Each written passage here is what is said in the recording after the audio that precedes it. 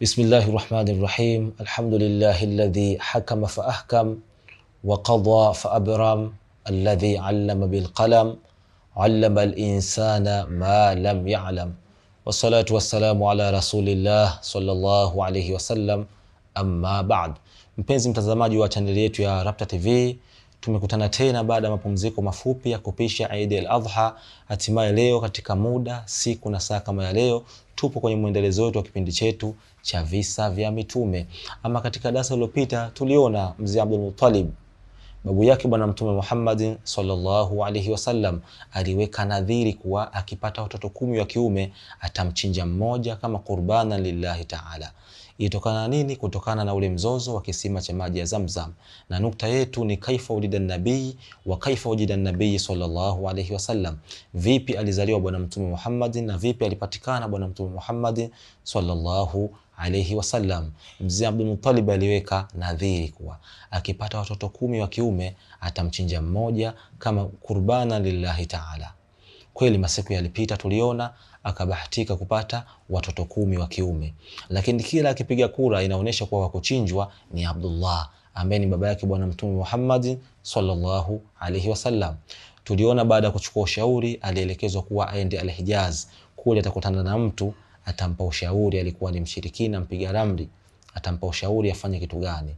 Kweli Abdul Muttalib alienda mpaka katika mji wa Hijaz. Kwenda kule akamkuta yule mtu, akamuelezea tukio kama lilivyo. Yule mtu akamuuliza Abdul Muttalib, kwa nini pale Maka ikiwa mtu atamuua mwenzake fidia yake inakuwa nini? Mzee Abdul Muttalib akajibu kuwa mtu huyo anatoa ngamia 10. Basi yule mshirikina akamwambia kuwa na wewe chukua ngamia 10 weka pembeni, kisha mweke na Abdullah upande mwingine, piga kura. Ikionyesha kuwa bado atakuwa achinje Abdullah, ongeza ngamia 10 wengine mwishoni mpaka utakapopata hesabu sasa ya kuchinjwa ngamia. Kweli mzee Abdul Muttalib akarudi katika mji wa Maka, akachukua ngamia 10 akaweka pembeni na upande mwingine akamweka Abdullah. Kupiga kura ikaonekana bado kuchinjwa ni Abdullah, baba yake bwana Mtume Muhammad sallallahu alaihi wasallam. Akaongeza ngamia 10 wengine. Tunaambiwa kuwa aliongeza ngamia, ilifika mpaka ngamia 100. Baada upande mmoja kuwa ngamia 100 na upande mwingine kuwa Abdullah, ndipo pale kule ilikubali kuwa wachinjwe ngamia 100. Kwa hiyo walichinjwa ngamia 100 kumnusuru Abdullah, baba yake mzazi bwana Mtume Muhammad sallallahu alaihi wasallam. Kweli masiku yakapita, Abdullah baba yake bwana Mtume kaja amekuwa sasa, amefika umri wa kuoa.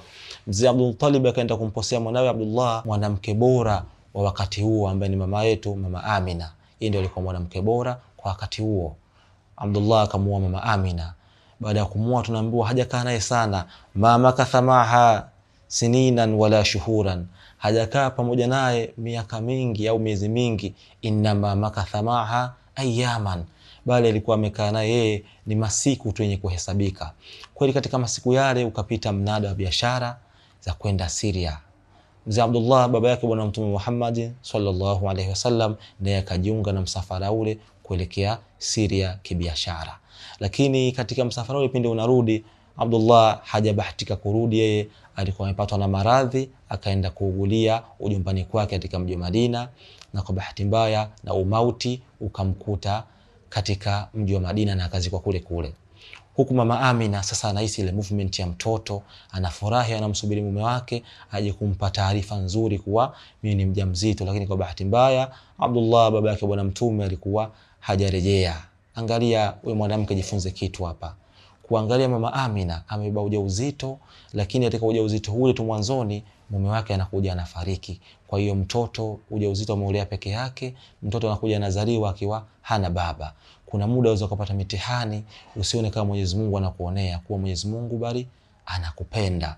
Kweli mama Amina akauguza ujauzito ule, sasa ukafika umri wa kujifungua ujauzito ule, ukafika muda wa kujifungua ujauzito ule. Tunaambiwa kuwa wa fi lailatin safat samauha, na katika usiku ambao mbingu ilitulizana, waraka mauha, na maji yake yakawa matamu, watwaba hawauha, na upepo wake ukawa mzuri, wasakana twailuha, na wale ndege wanaoruka usiku walikuwa wametulizana siku ile. Wulidal huda, ndio siku ambayo alizaliwa uongofu bwana Mtume Muhammad sallallahu alayhi wasallam.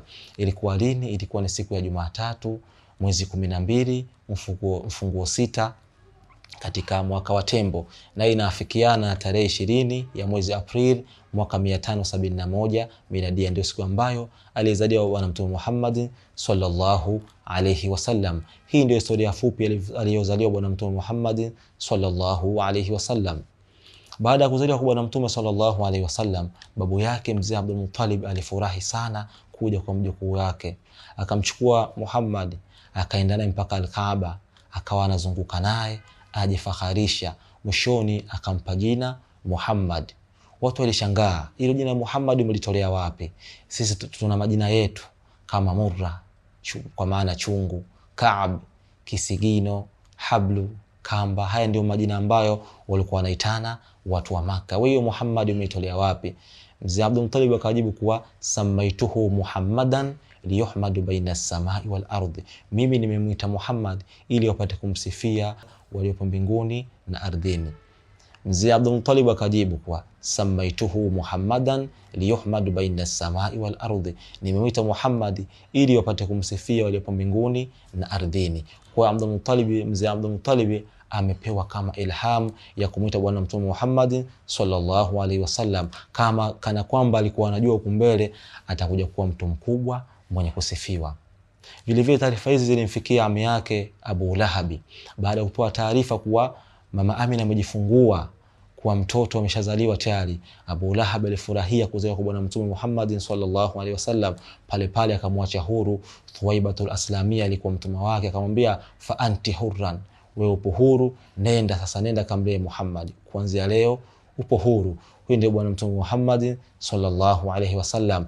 Tunaona kuja tu watumwa wanaanza kuwa huru, na hii ndio kazi ya bwana Mtume Muhammad sallallahu alaihi wasallam. Tutakuja kuona hata ukumbele baada ya kupewa utume, bwana Mtume anakuja kuua masuala mazima ya utumwa, kwani katika hukumu zake kuna baadhi ya makosa ukifanya unaambiwa uache huru mtumwa. Hii ni miongoni mwa njia ya kuwaondoa watumwa na watu wote kuwa huru, kuwa na haki, kuwa na usawa. Tumeona mfano hai hapa, baada ya kuzaliwa tu Thuwaibatul Aslamia anakuja kuwa huru. Huyu ndiye bwana Mtume Muhammad sallallahu alaihi wasallam. Tele bwana Mtume Muhammad sallallahu alaihi wasallam amezaliwa. Je, vipi amelelewa na vipi amenyonyeshwa na vipi alikuwa bwana Mtume Muhammad sallallahu alaihi wasallam? Endelea kuwa nasi Rapta Channel, mtindo maisha. Vile vile usisahau kutufuatilia kwenye mitandao yetu ya kijamii mingine ikiwepo Facebook, YouTube pamoja na Instagram. Vile vile usisahau kushare, kulike na kucomment kwa ajili ya kupata mafundisho mbalimbali. Rapta Channel, mtindo maisha. Wassalamu alaikum wa rahmatullahi wa barakatuh.